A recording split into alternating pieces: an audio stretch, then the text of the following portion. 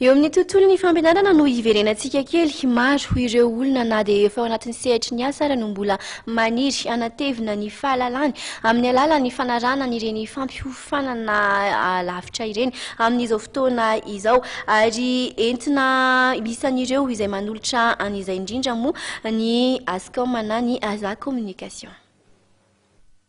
Azo atao tsara ny mbola manohy fampiofanana na dia efa ao amin'ny sehatry ny asa aza ny olona iray. Maro ihany koa ireo toeram-pampiofanana izay afaka manome fampiofanana entina na tevenana ny fahaiza-manao eo anivon'ny sehatry ny asa, isan'izany ny ASA communication na ny ASCOM.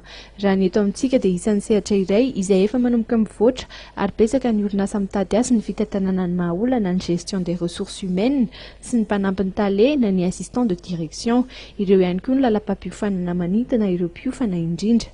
140 mivoaka fa 70 mandray certificat satria ny ASCOM formation pré-emploi zany mampiofana miasa assistant de direction de gestion des comptes, de gestion des stocks, de gestion des ressources humaines, de l'informatique, de opérateur de saisie.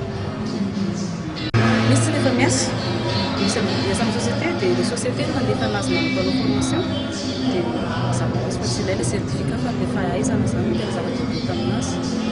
Tsy andaniana fotoana ela ny fanaovana ny fampiofanana eny anivon'ny ASA communication fa 3 na 9 bolana eo arakaraka ny safidin'ny tsirairay no anatanterahana ny fampiofanana. Ho fanampiana hatrany ireo mikasa ny anatevina ny fahaizana dia mbola mikasa ny hanokatra sekoly ambony mampiofana momba ny sehatry ny mpitsabo mpanampy, ny GRH, ny assistant de direction ary koa ny momba ny trano fivahinianana ny ASCOM amin'ny taona ho avy.